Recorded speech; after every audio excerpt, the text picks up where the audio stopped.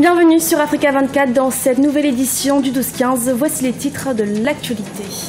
Au Tchad, le président Idriss Déby Itno est élu pour un nouveau quinquennat.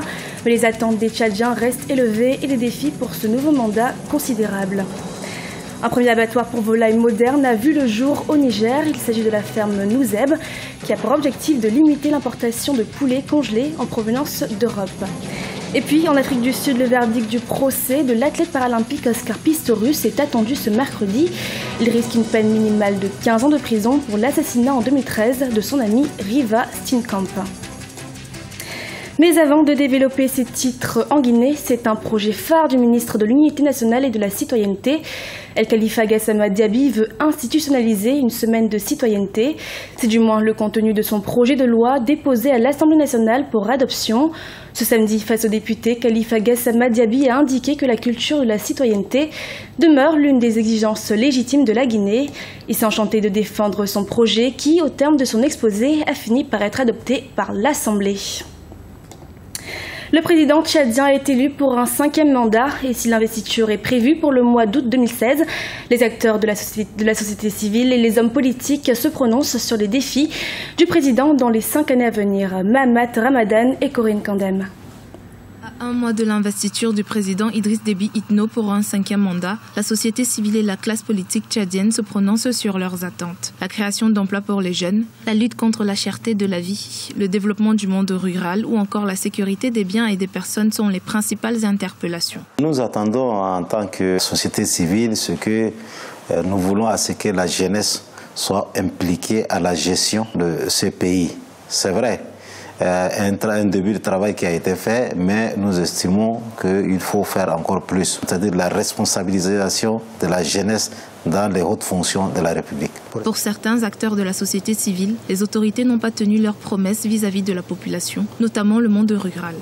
C'est les mêmes promesses par nos dirigeants, mandat social, mandat rural, amélioration de la jeunesse, intégration, les mêmes choses restent. On n'a pas bougé d'un iota. Et les promesses restent les promesses. Pour ce mandat, nous demandons à nos dirigeants qu'on ne gouverne pas pour l'appétit de quelques personnes, mais c'est pour satisfaire la population entière. Mieux logés, mieux soignés, mieux nourris, mieux éduqués. Tout le monde. Pour les hommes politiques, dans les 5 années à venir, le président doit réformer les administrations publiques pour atténuer la mauvaise gouvernance et le népotisme dans l'appareil étatique. Nous avons vécu l'ethnocentrisme, le clientélisme, le népotisme qui gangrène aujourd'hui l'appareil étatique au Tchad. Et c'est fâcheux à ce niveau. Les intellectuels au Tchad n'ont pas leur place. Ils sont toujours mis dans le tas. Tant que le gouvernement de Déby ne nomme pas l'homme qu'il faut à la place qu'il faut, le Tchad va continuer à reculer. En attendant l'investiture du président Idriss Déby Itno pour son 5e mandat, les attentes des Tchadiens restent grandes et le défi pour les autorités est énorme. Dans le sud du Nigeria, les vengeurs du delta du Niger ont revendiqué ce dimanche 5 nouvelles attaques contre des infrastructures pétrolières et gazières dans l'état du delta. Ces opérations de sabotage sont les dernières d'une longue série depuis le début de l'année qui, comme d'autres rebelles nigérians, et avant eux, réclament une meilleure redistribution des revenus pétroliers et une plus grande autonomie politique.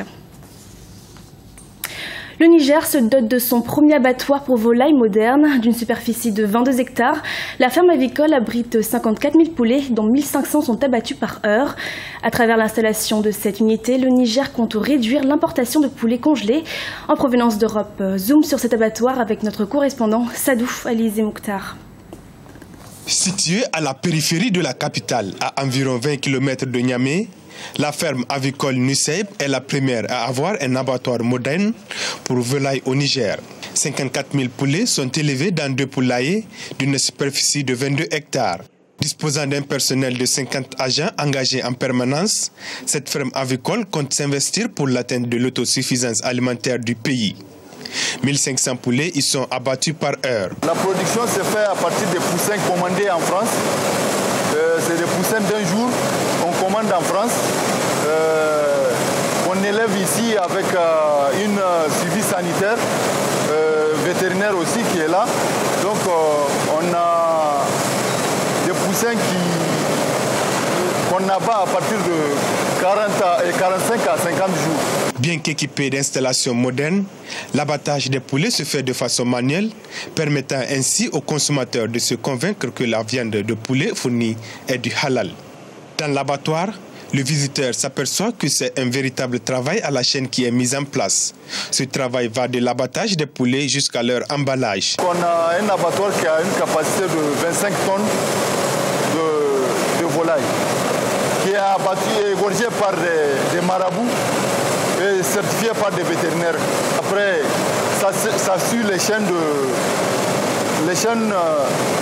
de l'eau chaude, ça passe par la déplumeuse et le dépluement qui se fait manuellement et ça suit la chaîne jusqu'à l'emballage.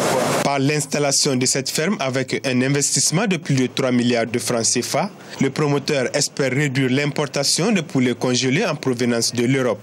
Selon le ministère de l'Élevage, ces importations augmentent chaque année de 20% au détriment des filières avicoles locales. En République du Congo, l'école de peinture de Poto-Poto sera bientôt dotée d'un site internet. L'annonce a été faite par le directeur des opérations du fonds d'appui à coût partagé, Sekou Kamara. Ce premier acte aura pour objectif de rendre l'école de Poto-Poto beaucoup plus dynamique. Deva Penzo.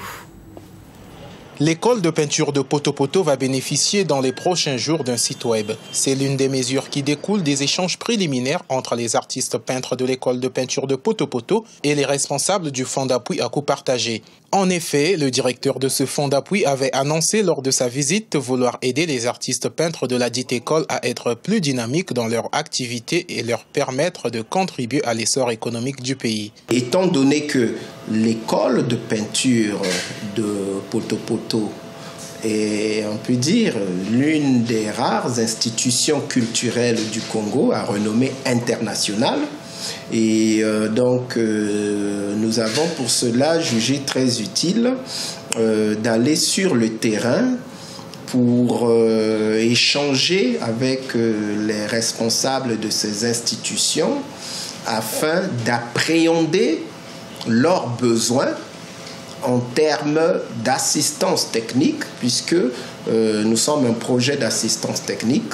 L'école de peinture de Poto-Poto peut contribuer à la relance économique si elle bénéficie d'un accompagnement approprié. Les bénéficiaires qui auparavant utilisaient les réseaux sociaux afin d'étendre la visibilité de leurs produits apprécient l'idée d'un site web. Auparavant, c'était des petites cartes de photos envoyées en Europe, aux États-Unis, au Japon, en Asie.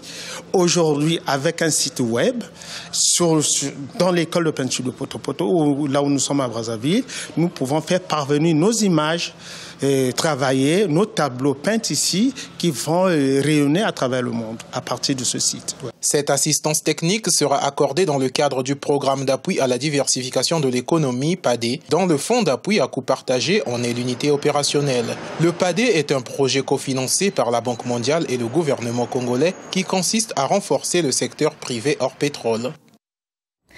C'est ce mercredi 6 juillet que l'athlète sud-africain Oscar Pistorius, accusé d'avoir froidement assassiné sa petite amie en 2013, connaîtra la sentence définitive de sa peine. La famille de la victime attend avec impatience que justice soit faite, mais cette affaire pourrait mettre fin à la carrière du paralympique Idolette Mirabel Bissou. Le champion paralympique sud-africain Oscar Pistorius va connaître sa peine ce 6 juillet 2016 pour le meurtre de sa petite amie Reeva Steenkamp. 3 ans après le drame qui a coûté la vie à l'ex-mannequin de 29 ans, l'athlète risque 15 ans de prison ferme à défaut d'une peine plus clémente en raison de circonstances atténuantes. L'accusé a perdu tous ses biens, sa carrière est terminée. Oscar Pistorius ne pourra plus jamais compétir. Il s'est lui-même puni et va se punir le reste de sa vie, bien plus qu'un tribunal ne pourrait le faire. Lors de son procès en première instance en 2013, Oscar Pistorius, dans son témoignage, a expliqué avoir tué sa petite amie par erreur en la prenant pour un cambrioleur caché dans les toilettes. La juge l'avait alors condamné à 5 ans de prison pour homicide involontaire. Mais l'affaire a connu des rebondissements. Le parquet conteste la version de fait relatée par l'athlète et soutient que l'ex-mannequin se serait réfugié dans les toilettes pour fuir la colère d'Oscar Pistorius avant qu'il ne tire à balles réelles 4 fois sur elle. Madame la juge, ce que le tribunal peut faire dans sa décision, c'est de faire en sorte que les gens ne se comportent pas comme cet accusé, s'armant, décidant de tirer sur une personne se trouvant dans une salle de bain. Marcher jusqu'à la salle, tirant 4 coups dans une petite cabine alors qu'il n'y avait aucun danger pour lui. La décision de ce tribunal devrait dissuader les gens d'agir ainsi, Madame la juge. Oscar Pistorius avait déjà purgé 1 an de prison ferme avant d'être assigné à résidence en octobre 2015. À moins qu'il ne tente un appel pour retarder l'échéance, l'athlète devrait passer les 15 prochaines années en prison selon ce que stipule la loi sud-africaine en cas de meurtre. C'était le journal de la rédaction. Nous vous remercions de votre fidélité. Et dans quelques instants, une nouvelle édition de l'actualité sur Africa 24.